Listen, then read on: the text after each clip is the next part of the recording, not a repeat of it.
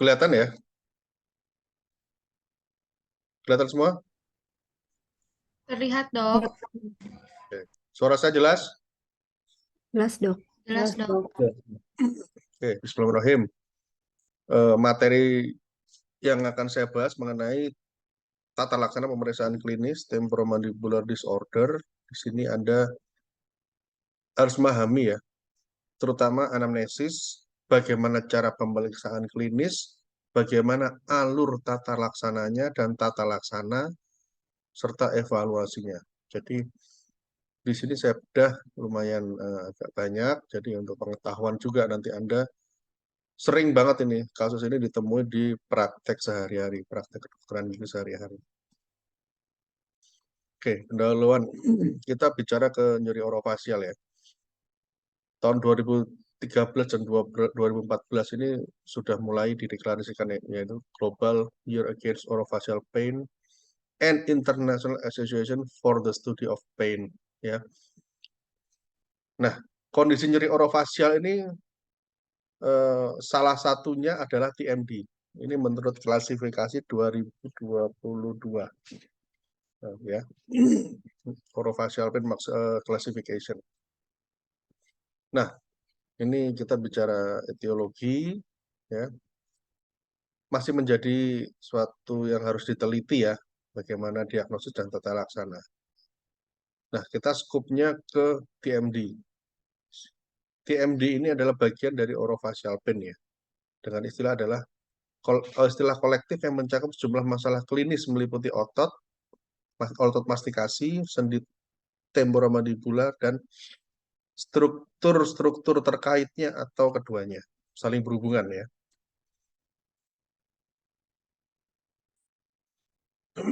Nah, ini sistem klasifikasi nyeri orofasial ya. Ini ada 3, International Association for the Study of Pain, International Headache Society, American Academy of Craniofacial Pain. Nah, ini adalah klasifikasi ya, klasifikasi dari si IASP. Saya lupa masukin yang terbaru ada lagi nih. Nanti saya share ke apa namanya si Najla nanti mengenai klasifikasi yang terbaru.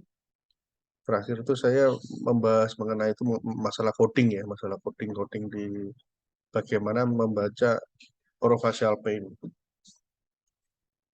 Ya, selanjutnya adalah International Headache Society ya. Ini ya bagian ada migraine, tension headache, trigeminal autonomic, lalu secondary headache, lalu ada painful cranial neuropathy dan lain sebagainya. Ini bisa Anda baca ya di sistem klasifikasi yang sebelumnya. Nah, ini bagaimana perbedaannya? Jadi perbedaan masing-masing kategori ini biasanya mendetail ya. Bagaimana cara membaca? Jadi kayak gini nih. 13.1 dia trigeminal neuralgia. Jadi membacanya apa diagnosis yang kira-kira Anda temukan apa? Lalu Anda spesifikkan dengan coding. Nah, ini codingnya ICHOP namanya. Ya, ICHOP saya baru ingat. International Classification of Orofacial Pain. Anda buka di internet banyak itu ya. Mengenai coding ini nih. Coding 13.1.1.2 kayak gini-gini. Ya. Lalu American Academy of Craniofacial Pain ya. Ya. Temporomandibular selalu masuk ya. Hampir sebagian dia masuk untuk apa namanya temporomandibular disorder. Ini adalah taksonomi, ya sama juga klasifikasi juga. Ya ini kadang-kadang ini yang dipakai di Oxon, di textbook Oxon ya. Jadi kita kalau ngomongin TMD di bidang prostetik dentistry non bedah ya. Lalu klasifikasi orofacial pain tahun 2019 ya. Nah, dari sistem klasifikasi tersebut kan berbagai macam ya, berbagai sudut pandang. Nah, ini dikerucutkan untuk mendapatkan suatu diagnosis yang spesifik ya. Dulu sistem klasifikasi ini ada research diagnosis kriteria tahun 2013-12 ini. Lalu disempurnakan menjadi diagnosis kriteria dari temporomandibular disorder. Nah, ini perbedaan RDC-TMD sama DC-TMD. Jadi yang dipakai sekarang secara internasional, sebelum ada yang terbaru ya, katanya ada yang terbaru lagi tahun 2022, tapi sampai sekarang saya belum pernah lihat barangnya seperti apa. Tapi masih kita pakai yang ini. Jadi cara Anda menentukan diagnostiknya apa. Ini khusus temporomandibular disorder ya, karena udah mulai spesifik TMD. Nah, jadi ada pain related temporomandibular disorder, intraartikular, dan lain sebagainya ya. Nanti di Oxon akan dibedah lagi lebih dalam lagi di apa textbook Oxon ya. Nah, ini berikut atau dilakukan occlusal adjustment apabila dia ada kontak berat.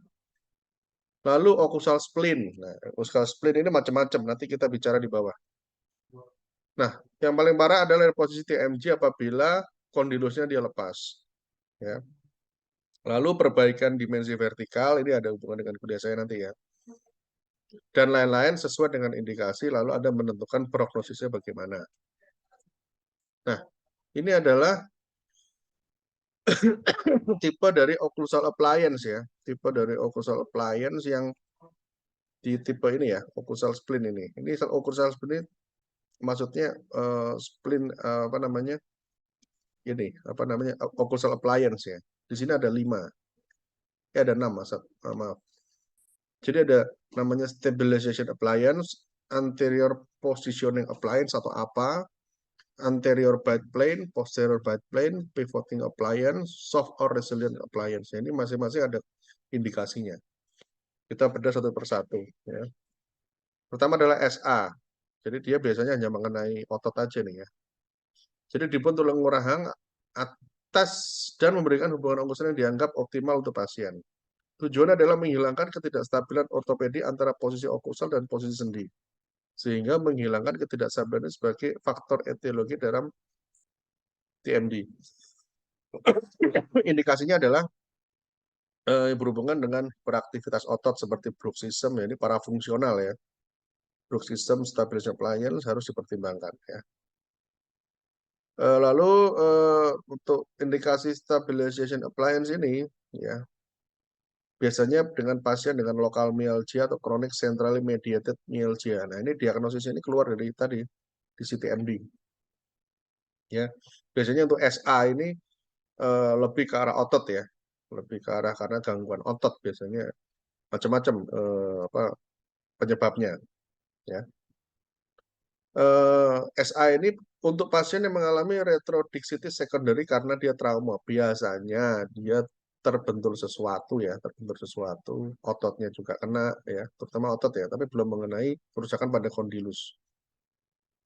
Bagaimana cara membuatnya?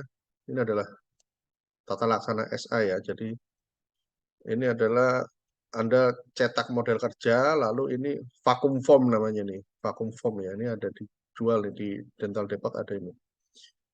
Ya, pada rang atas lalu dicor dengan gypsum ya, dengan model kerja, lalu model dilepas dari cetakan. Oke, lalu bagian berlebih di trim ya, menggunakan trimmer, eh, lalu sediakan clear resin akrilik diadaptasikan pada model ini. Jadi vakum bentuknya bulat, ditaruh di sini, modelnya ditaruh di bawah, lalu dipanaskan, lalu eh, dicetak. Jadi hasilnya seperti ini.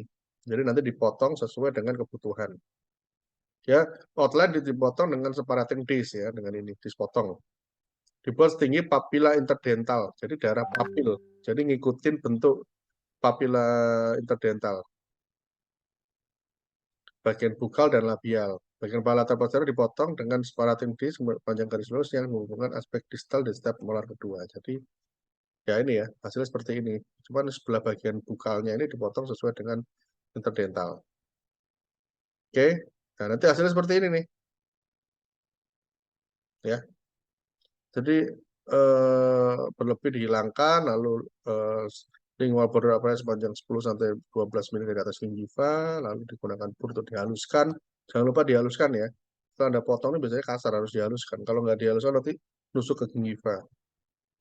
Ya, dengan apa namanya clear akrilik ya, self cure, lalu dibentuk lebarnya kira-kira 4 mili lalu meluas daerah di mana incisivus sentral antara yang bawah akan bersentuhan. Seperti ini. Jadi digunanya ini untuk si si giginya ini tidak terlalu berkontak. Jadi untuk mengistirahatkan si rahangnya tadi, sendinya. Bagaimana cara masangnya ya? Dievaluasi secara intraoral ya sesuai dengan girang atas, retensi stabilitas madai, gerakan bibir tidak boleh menyebabkan dislodge ya. Nggak boleh lepas ya, dislodge itu lepas. Tekanan diterapkan tidak boleh menyebabkan occlusal balance tipping ataupun longgar. Jadi begitu dipasang celek nggak boleh goyang, harus fit. Ya, lalu border appliance terletak pada bagian tengah seperti inisial diperoleh retensi yang madai sehingga dia pas waktu dimasukkan. Apabila Anda menemukan SA ini tidak baik ya, tadi kan cara pembuatan SA tadi kan dipanaskan ya, jadi bisa dipanasin lagi. Jadi dia akan membentuk lagi jaringannya sesuai dengan jaringannya. Lalu dikeringkan dengan ya ini pengering apa? Tahu kan buat ngeringin rambut itu sampai sampai dia fit ya. Nah, apabila dia tidak retensi tidak baik ya, bisa juga dilapisi secara intraoral dengan clear auto acrylic. Jadi kayak kayak itu loh apa? Kayak resementasi gitu loh. Jadi ditanam untuk apa namanya? Untuk yang menghadap ke jaringan itu tertutup dengan baik, sehingga retensinya juga baik. Ya, relining kalau istilah di gigi tiruan itu relining ya. Dengan menggunakan self cure acrylic, lalu cek retensi lagi. Ya, apabila dia optimal dan akan menyebabkan kondilus pada posisi stabil ya, stable position muskuloskeletal.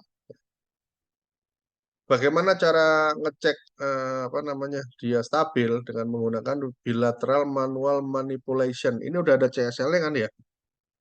Ya ada jelas. Ada nggak ini?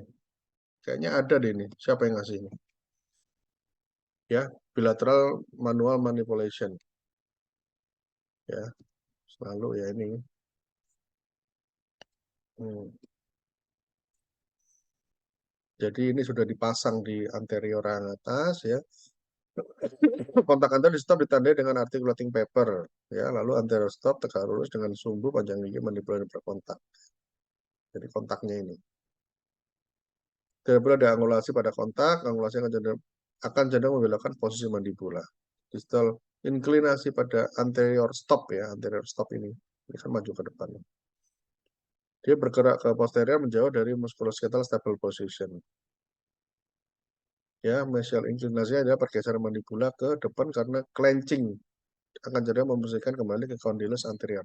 Jadi kalau dia mempunyai para fungsi, ya mengenai kebiasaan buruk, terutama clenching kebiasaan buruk, dia akan kembali lagi ke ini, ke anterior lagi. Jadi kita eliminasi si kebiasaan buruk. Biasanya kalau kebiasaan buruk ini, dia kan terus menetap, nah, gini. Nah, itu bisa menyebabkan nyeri pada sendi. Ya.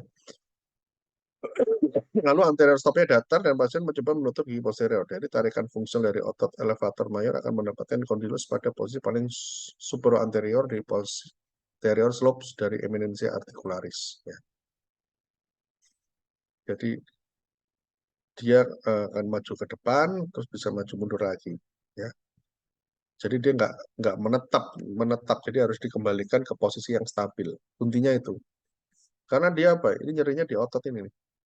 Ini kondilusnya belum terlalu kena ini. Ya. Makanya diagnosisnya harus betul.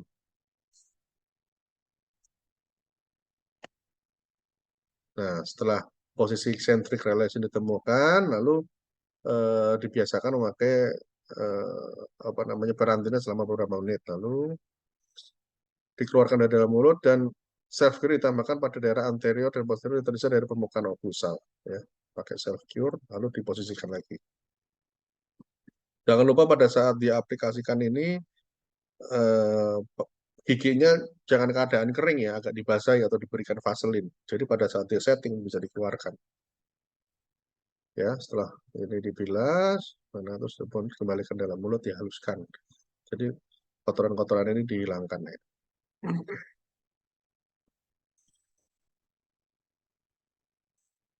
Ini Anda nggak perlu mengerjakan, tapi Anda cukup tahu aja nanti pada saat Anda menemukan kasus ini, Anda tahu bagaimana merujuk atau enggak eh, apa yang Anda lakukan pertama kali, ya.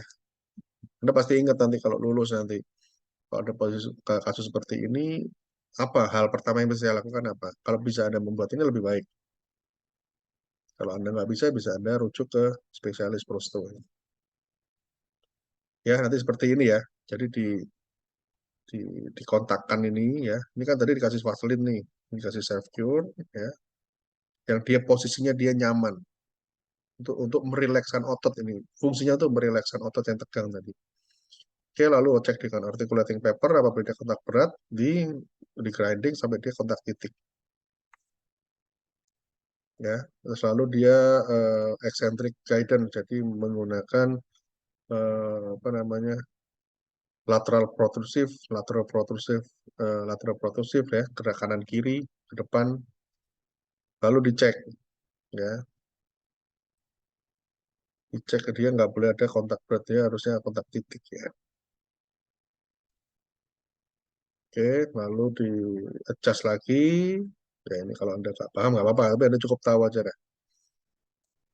Ya, lalu setelah setelah sudah kontak berat dihilangkan, dihaluskan lagi, dipoles lagi, dipakai selama beberapa saat ya untuk observasi lebih lanjut. Ya, jadi untuk pembuatan SA ini ya harus fit dan akurat. Jadi fitnya, retensinya harus baik. Lalu pada saat centric relation ya, okulsi sentrik ya. Lalu dicek dengan pergerakan protrusif, movement, lateral movement ya, langsung dicek. Lalu harus apa namanya sesuai, harus harus datar, kontaknya harus titik ya. Lalu dipoles sehingga tidak mengiritasi jaringan lunak sekitar, harus dipoles. Lalu diobservasi sampai keluhannya si darah TM itu otot-ototnya itu mulai beradaptasi dengan baik. Nah, selanjutnya adalah anterior positioning appliance atau apa ya. Jadi beranterior posterior yang memposisikan mandibula ya, rahang bawah lebih ke anterior dari posisi intercups position guna memberikan relasi kondil diskus yang lebih baik dan meningkatkan adaptasi jaringan retrodiscal. Nah, ini biasanya untuk apa ini dengan diagnosis ini ya, disc displacement with reduction, with disc displacement with intermittent locking atau retrodicitis.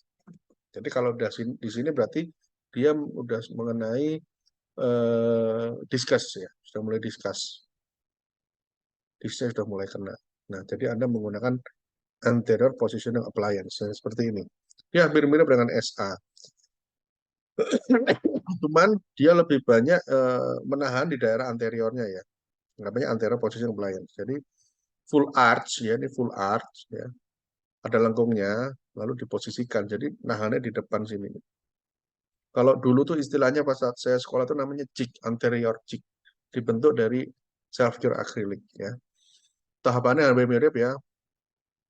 Pembuatan, lalu percobaan penentuan posisi anterior, penyesuaian oklusi, lalu dipoles, lalu dievaluasi. Ya, ini ya. Jadi ini nih. Ini yang membedakan si SA sama apa ini. Jadi pembuatannya mirip dengan SA, ada pembuatan guiding rem atau anterior stop. Nah ini anterior stopnya ini. Jadi ini dipakai nggak seharian ya. Jadi kalau makan dicopot. Tapi kalau sudah makan, sudah sehari-hari dipakai. Fungsinya ya sama tadi untuk mengembalikan ke apa namanya posisi normal ya diskusnya. Di mana anterior stop ini ya, posisi anterior di mana gejala ketidaknyamanan ini bisa tereliminasi. Faktornya macam-macam biasa, para fungsi, clenching ya tadi, trauma dan lain sebagainya. Ya, lalu gigi anterior kontak dengan peranti ya, gigi posterior tidak berkontak dengan peranti apa jaraknya minimal. Jadi kontaknya cuma di depan aja. Jadi di bagian posterior dia tidak berkontak.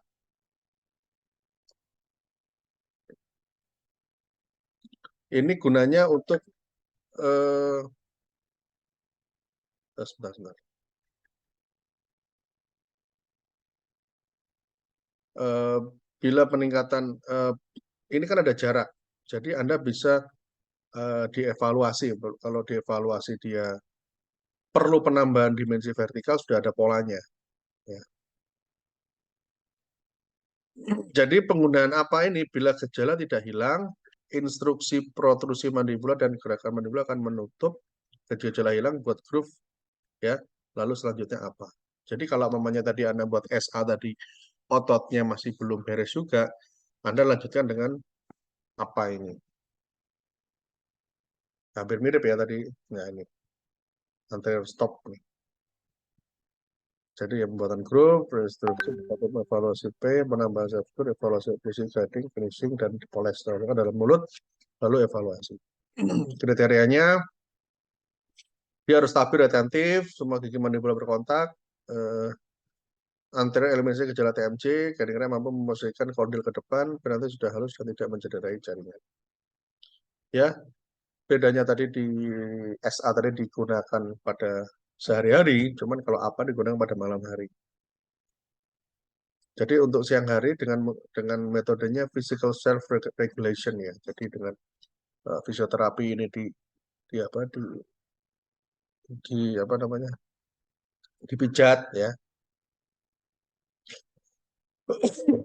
Penggunaannya pada siang hari atau sehari-hari pada saat nyeri aja, kalau tidak nggak usah digunakan. Nah, penggunaan apa ini hanya bersifat sementara dan tidak permanen ya. Kontrol. Selanjutnya ada anterior bite plane ya, penentukan dipasang pada gigi masing dengan tujuan kontak dibatasi pada anterior rang bawah.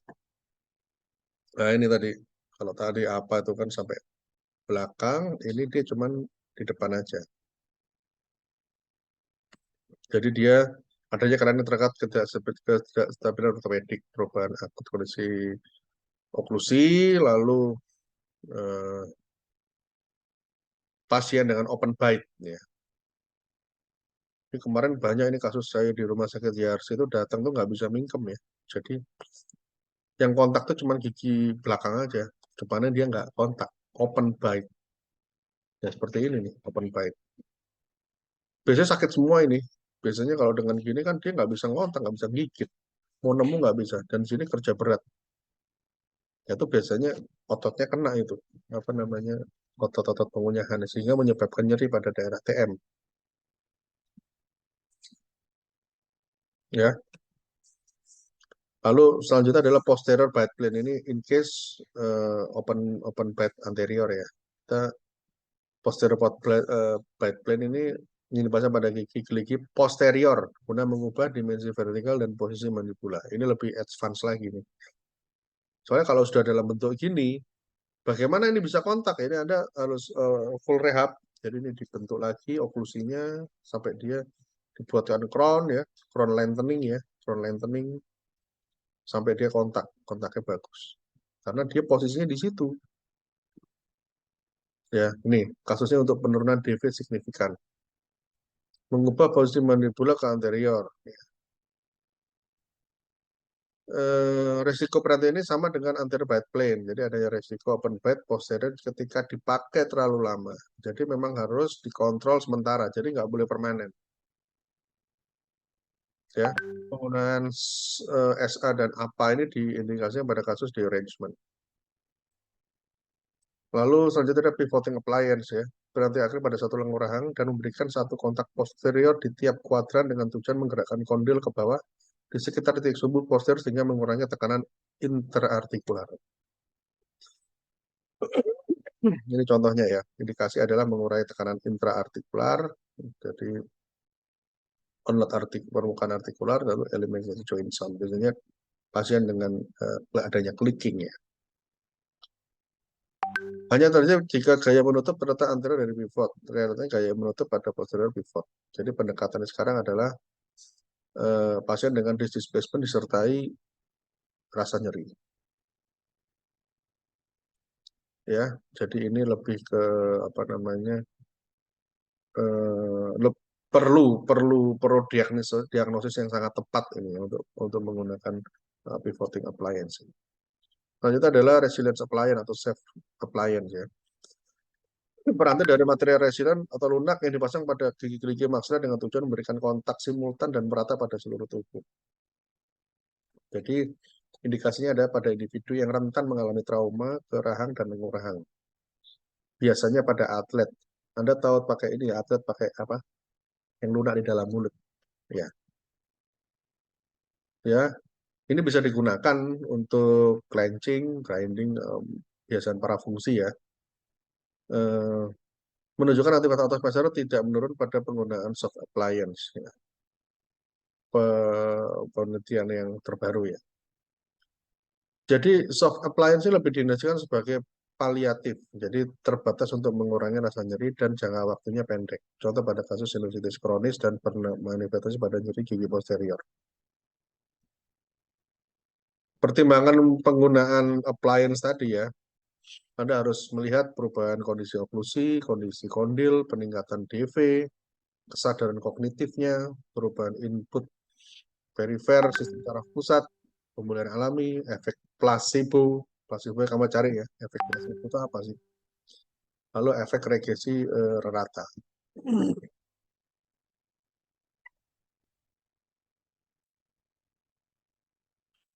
Perubahan kondisi oklusi penggunaan apa akan mengubah kondisi oklusi yang sudah ada. Tujuan utama perawatan adalah diubah menuju posisi yang lebih stabil dan optimal guna mengurangi aktivitas otot dan mengurangi gejala. Perubahan posisi kondil, penggunaan aplikasi akan mengubah posisi kondil menuju MSP atau dalam posisi yang fungsional dan kompatibel dengan kondisi pasien. Nah, biasanya kondisi-kondisi TMD ini dibarengi dengan penurunan DV. Jadi Anda harus meningkatkan dimensi vertikal, baik secara sementara ya, atau diturunkan sesuai dengan aktivitas otot yang ditemui. Kesadaran kognitif adalah penggunaan aplikasi membuat pasien lebih awas dengan kebiasaan pengunyahannya, terutama pada pasien parafungsi ya, bruxism atau clenching. Lalu dikombinasikan dengan self itu ya, self treatment, sehingga secara mengurangi aktivitas dari rahang. Perubahan input perifer secara pusat pada pasien diketahui ada peran saraf pusat ya, penggunaan pasien menurunkan input perifer menuju sistem saraf pusat, jadi terjadi inhibisi tendensi bruxism ya. Ini Anda cukup tahu aja lah, nggak terlalu dalam, jadi Anda cukup tahu kira-kira apa yang perlu kita lihat ya. Nah ini contoh kasus ya, anamnesis, lalu kolonial otot pengunyahan, pemeriksaan, lalu ditemukan adalah penurunan dimensi vertikal, overclosure ya. Perawatannya adalah pemakaian appliance selama 1 minggu sampai dia gejala hilang. Nah kalau gejalanya hilang, mau diapain? Kalau dia penurunan DV ya, DV-nya ditingkatkan. Biasanya kalau DV ditingkatkan itu dia ada kehilangan gigi. Tapi rata-rata keluhan TMD itu pada pasien bergigi-giginya masih lengkap. Apa yang Anda lakukan? Full rehab. Jadi dikontaknya dibuat yang baru semuanya. Ya, ini alur perawatan. Ya, jadi sampai Anda mendapatkan tata laksana yang baik ya. Lalu ini ada farmakologi atau obat-obatan ya. Jadi kira-kira kalau dia nyeri dikasih apa, antibiotiknya apa, injeksinya apa. Ya. Tapi kalau saya jarang pakai injeksi, saya lebih suka per oral aja. Ya. Tapi apabila kondisi pasien dia akut ya bisa juga dengan injeksi. Ya, kesimpulannya adalah perkembangan mutakhir menangani diagnosis TMD ini menggunakan DCTMD ya kriterianya untuk mendapatkan diagnosis yang tepat sehingga tata laksana perawatan dapat berhasil dengan baik. Referensi dari Oxon tahun 2020 edisi 8, lalu Schiffman ya, ini untuk DCTMD-nya. Oke, itu dari kuliah TMD, tata laksana TMD. Belum stop share dulu dok semuanya PPT-nya Oh, stop share dari terus.